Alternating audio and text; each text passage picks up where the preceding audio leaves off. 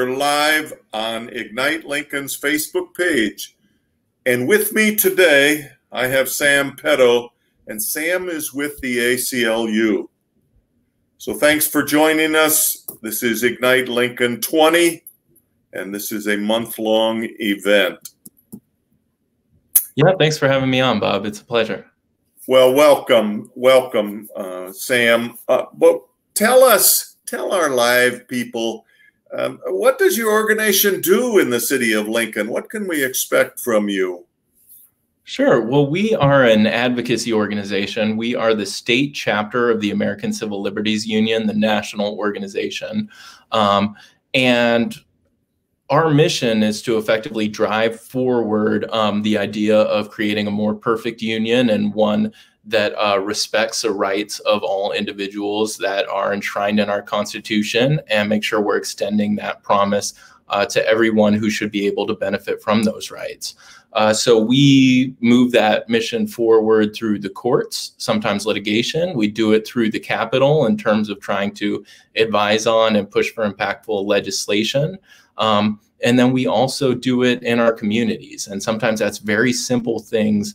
As simple as sending a letter can create direct change. So happy to give some examples specifically for each of those to help drive home or create an idea of what we do. So for instance, just a month ago, in terms of a court victory, we partnered with the Lincoln Journal-Star and the Omaha World-Herald. We secured the release of public documents that the Nebraska Department of Correctional Services had been withholding related to the state's first execution by lethal injection. And our position was that the Nebraska Public Records Law was clear and that the public had the right to access public documents. And so we successfully made that case. The Nebraska Supreme Court agreed. In terms of work at the Capitol, just recently, Senator Ernie Chambers, on a unanimous vote, passed a bill that he introduced that was related to training for law enforcement officers. And that followed a report that we produced, and we helped advocate for the passing of that bill, and the governor has signed it.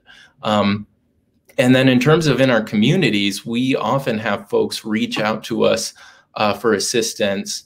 And one recent example of that here in Lincoln is that there was a middle school student who was running into challenges, obstacles in creating basically a club equivalent to like a gay straight alliance club. And so we reached out to the superintendent of the school district, and the superintendent welcomed us, thanked us for sharing some information just with some basics, making sure that the rights are respected, and then reached out to the principals at all the different schools under that superintendent, and we were able to get that situation resolved. So those are some direct impact examples of what we've been doing. Great examples, Sam, and wow, the weight on the shoulders of what you guys carry. That's a pretty tremendous stuff. But Sam, we know about the ACLU on a national level. How long has your organization existed in Lincoln? Yeah, so we have been in Lincoln since the 60s, and I need to double check. It's either 62 or 66 when we were incorporated, and it's always been our home. So we've been here for more than 50 years. At one point in time, we did have a satellite office in Omaha, and we run up and down I-80 frequently for different community events before the age of Zoom and Facebook Lives. But our work is, our headquarters and our work is based right out of here, out of Lincoln. We're talking through these interviews about donations through Ignite Lincoln. How would those donations, or how do donations allow your organization to fulfill that mission that you carry? Sure. So we, we may be a little different than some of the organizations that you've been speaking with, in that we don't take any government funds. So any government grants, et cetera, are off the table for us. And that's because we often fulfill a role as a government watchdog. So we just talked about that death penalty transparency case, and that's work we wouldn't be able to do if we felt like our ability to operate was tied up in making sure that the government was happy with whatever we were doing. And often, transparency and accountability, unfortunately, aren't always smiled upon from the folks in power. And so we are really totally people powered. 100% private donations keep us running. Sometimes that's organizations with grants, but more often it's through great programs like this and folks who just want to chip in and fund our work moving forward. Transparency is a big word today, Sam. We hear it all the time. Tell me about any special projects that are in the works. What are you focusing on right now? Sure. So we have some cool ones to talk about. My boss likes to say we work the waterfront, and that's really true, but we do have specific focus areas, and we are, I think, at such an interesting inflection point as a community and as a state right now, and some of our most special projects align with that. So for instance, we established what we call our Freedom Fund, which provides direct legal support to protesters who were arrested in relation with the racial justice protests that we saw both in Omaha and Lincoln. And it funds things like legal representation for if they're going to seek a set aside, or here in Lincoln, advocate for a mayoral pardon. Some charges for folks were dismissed up in Omaha. We also held a legal clinic recently for protesters, and we had 96 folks show up. That was up in Omaha, but certainly if we hear interest here in Lincoln, we would be happy to do that. Just amazing turnout for one single evening. We did our best to social distance, make sure everyone had their masks on. We are working to advocate for meatpacking workers, and that's both in partnership with Senator Vargas, who introduced a really important piece of legislation recently that would do that, but also through making sure that folks know their rights and continuing to advocate to protect those essential workers who are giving so much to our communities, and making sure they are showing up every day to keep that food chain supply strong, and making sure we are doing our best as a community by them to make sure that they have the protections that they need. We're also working on voter education. And so we're probably the only organization I know of in the state that sends voter information directly to county jails. We started that last primary. A lot of folks don't know that if you have served your time for a felony conviction and 2 years has passed, you're eligible to vote, most likely. And if someone is serving time, maybe awaiting trial or for a misdemeanor, they are eligible to vote. And so when we mailed information out to make sure that everyone's participating, because democracy is strongest when everybody participates, we actually had a jail administrator out from the Panhandle say, "Thank you so much. I had no idea the folks here could vote. I'm very excited to get this information into their hands and help them participate." And we see participating in our democracy as really key toward, reentry, being part of our community, in some cases rehabilitation. So that's a little medley of projects we have going on. We in the direct aftermath of the Black Lives Matter kind of really inflection point here in our communities at the end of May and into June, we partnered with 2 local organizations, I Be Black Girl and Black and Pink, and we co-produced a guide to fighting racism, to anti-racist actions you can take right here in the state. It's been visited by thousands of people. We have legislation we advise on. We list organizations that are led by Nebraskans of color and encourage folks to support them. And then we have various policies that we think could really make a significant difference in that way. So that's kind of a sampling of what we're doing to try to meet the urgency of this moment. I'm just guessing here, but I'm thinking that between now and the first week in November, you guys might be fairly busy there.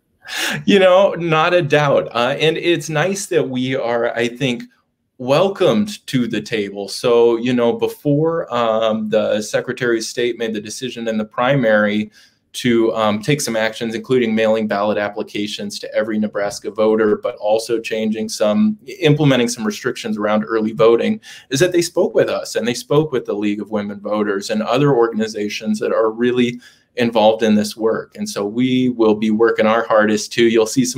Hopefully you'll see some voter education material from us in various fashions leading up to that. But we want to make sure that everyone who can vote votes. We want to make sure they can do it safely, effectively, and in a lot of cases that's going to be by mail. And so we're really glad that the most populous counties in Nebraska, including Lancaster counties, once again taking that step of mailing out ballot applications to voters. Great work, Sam. I'm applauding your efforts out there. I'm a big proponent of voting. Get out and vote. No matter what you do, get out and vote. Absolutely. Sam, we've got people all along here joining us on this page.